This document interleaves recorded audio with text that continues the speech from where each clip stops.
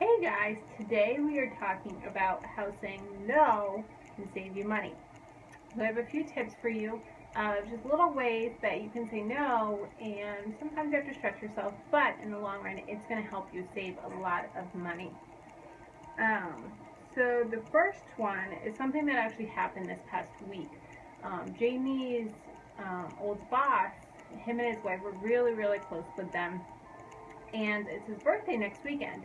And so they invited us out to dinner, and his wife wanted us to go to Ruth Chris, which is a Brazilian steakhouse where they bring out the meat on like the swords, and it's just delicious. I've been in one place that's similar to it, and it is so good.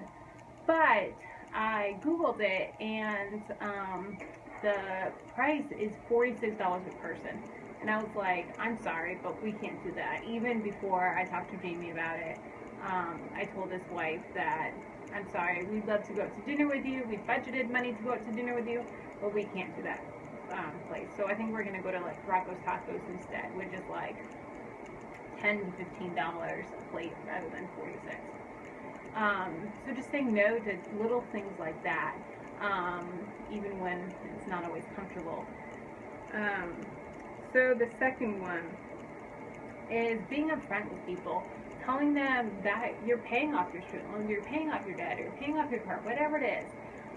A lot of my friends, they invite me to go places and different things, and I have to say I'm sorry, but I can't because I'm paying off my student loans.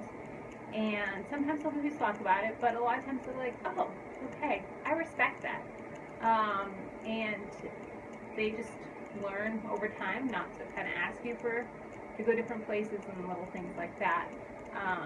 But just being upfront and honest with them, saying, sorry, not for the next couple years.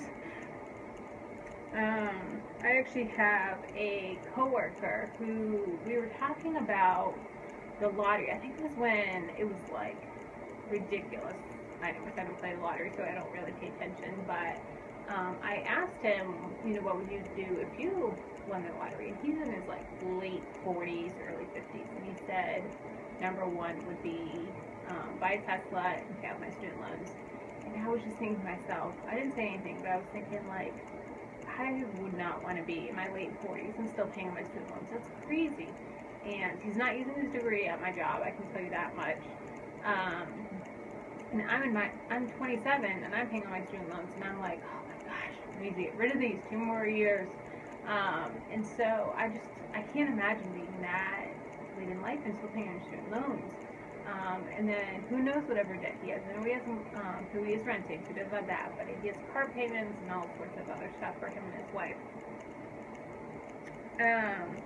Next thing is, kind of goes back to the first one a little bit, but when people invite you places and you're doing your side hustle of having to say no. I do a lot of nannying, babysitting, and almost every weekend I'm doing that, and people are always inviting us to go camping or different things, or going out to dinner, or just hang out at someone's house, which is a free activity, but having to say no because I have to work. And I get a lot of slack from that, of, oh, you're always babysitting, can't you just take a one weekend off or whatever?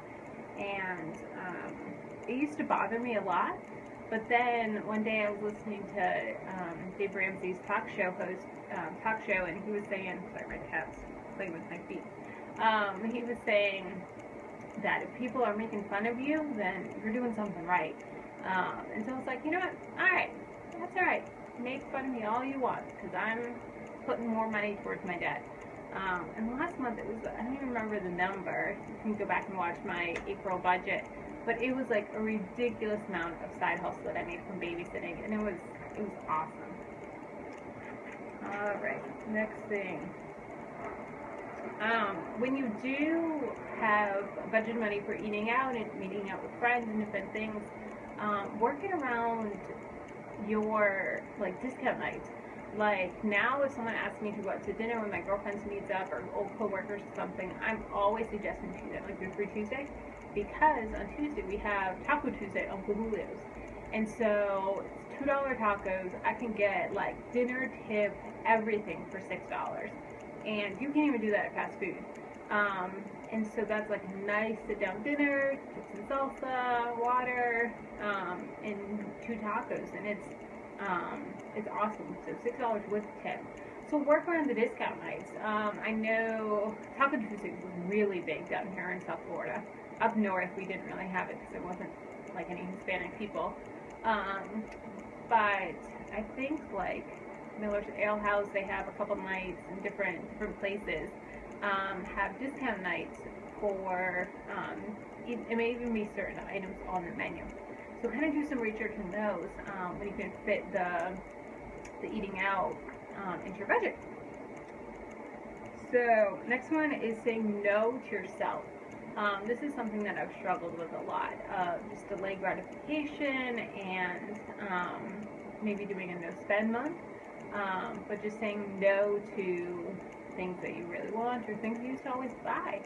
There's many things that I used to always buy, but you know what? It's not a necessity. I don't need it. So it's not getting put into the budget. Last one, eliminating one thing from your budget.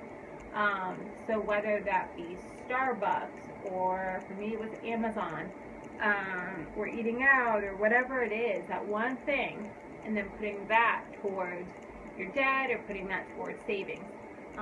And over time that can really add up quickly and make a huge impact on your budget. So those are the tips that I have for you for how saying no can save you tons of money, either towards your savings account, or if you're on baby step 1 or baby step 3, or you're paying off debt. So thanks so much for watching. Don't forget to like and subscribe, and please leave your comments below if you have any tips for me of how you save money. Thank you so much. Have a great day.